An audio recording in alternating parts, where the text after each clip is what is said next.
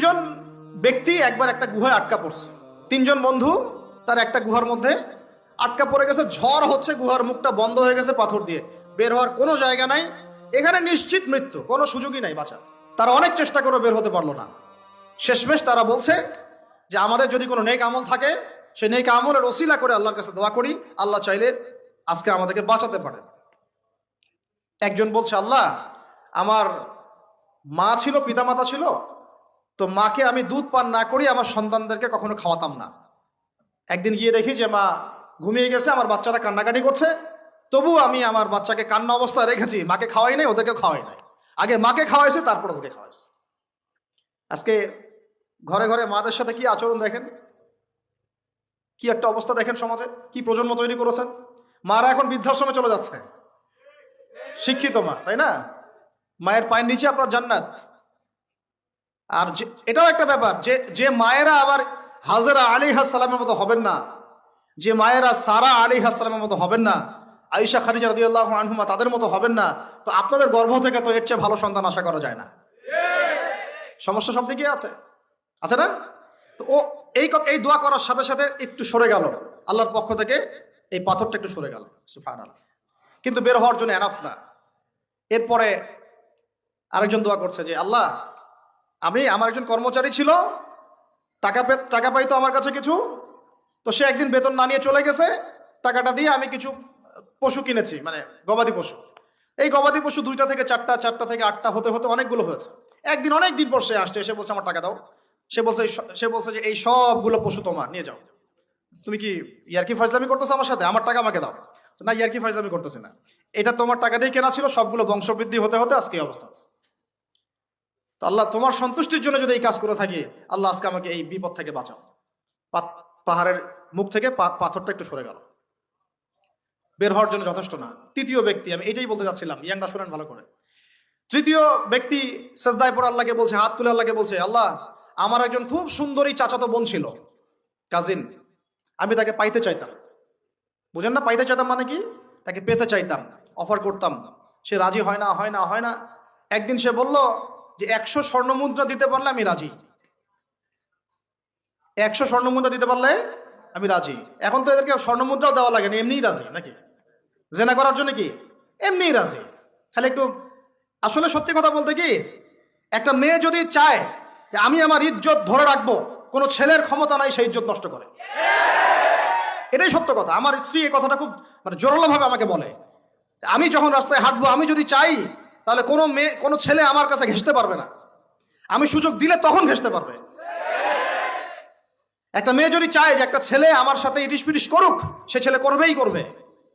একটা মেয়ে যদি চায় যে একটা ছেলে আমার পর্যন্ত আসতে পারবে না, আমি আমার ব্যক্তিত্ব গায়রত বজায় রাখবো, আমি ডিস্টেন্স মেনটেন করবো, আমি কোনো সুযোগ দিব না, ছেলে সুযোগ পাবে না কখনো। এত সহজ না। সর্বোচ্চ তখন কি করতে পারে, ধরে 10 জন মিলে ধরে ওকে জোর করে তার সাথে কিছু করতে পারে। ওরকম কিছু করলে তো আল্লাহর গজব নেমে আসবে। ওই যে সারা আলাইহিস সালামকে তুলে নিয়ে গিয়েছিলেন একটা বাদশা, মনে নেই আপনাদের? সারা আলাইহিস সালামকে একটা বাদশা এরকম উঠাই নিয়ে আসছে। আর সারা আলাইহিস সালাম সবচেয়ে সুন্দরী মেয়েদের একজন ছিলেন পৃথিবীর ইতিহাসে, ইব্রাহিম আলাইহিস সালামের স্ত্রী। তখন তিনি হাত বাড়াচ্ছে তার দিকে ধরার জন্য। আর সারা আলাইহিস সালাম তখন বলছে, দাঁড়ান, আমাকে 2 রাকাত নামাজ পড়তে দেন।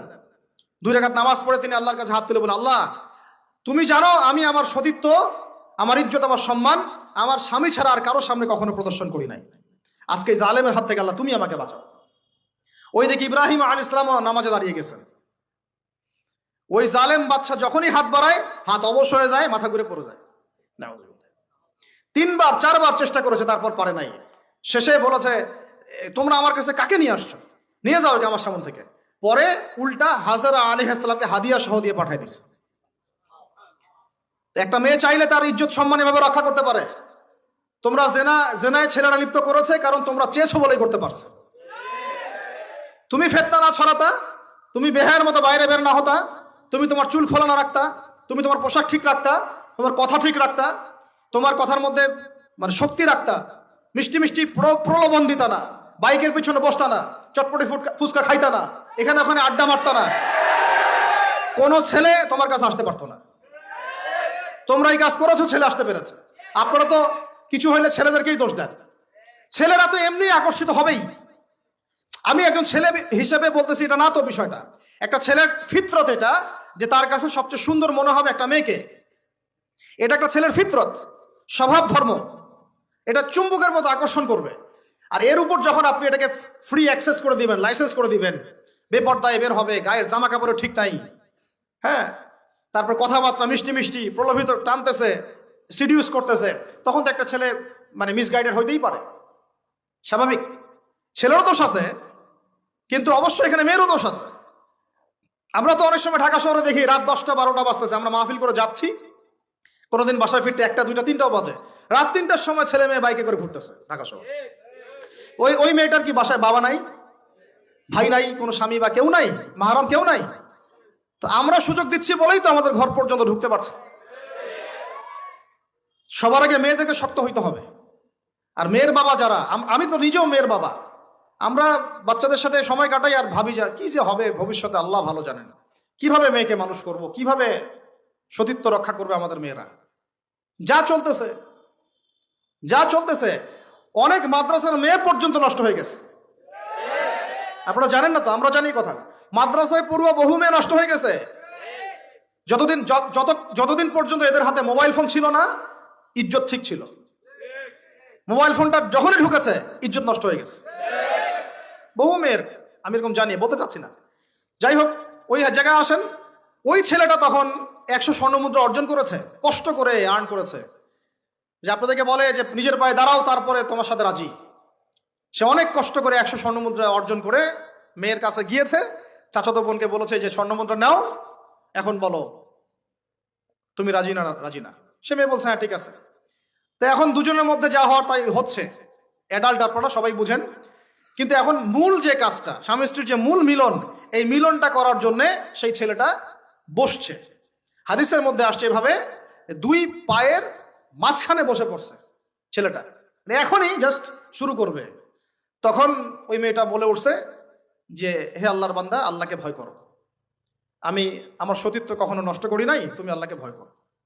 এই কথাটা যখনই বলছে, তখন ওই ছেলের মনের মধ্যে এমনভাবে একটা রিয়াকশন জন্ম নিয়েছে, আল্লাহর পক্ষ থেকে এমন একটা নূর আর হেদায়েত চলে আসছে, ওই অবস্থা থেকে ছেলেটা উঠে চলে গেছে এবং স্বর্ণমুদ্রাও দিয়ে দিচ্ছে, যে স্বর্ণমুদ্রাও আমার দরকার নেই, যা। এবার সেই গুহার মধ্যে বন্দী অবস্থায় আল্লাহর কাছে হাত তুলে দোয়া করতেছে, আল্লাহ তুমি যদি জানো ওই কাজটা আমি তোমার সন্তুষ্টির জন্য করেছিলাম, আজকে আমাকে এই সাক্ষাৎ এই মৌতের হাত থেকে বাঁচাও। সাথে সাথে এই পাথর সরে গেছে।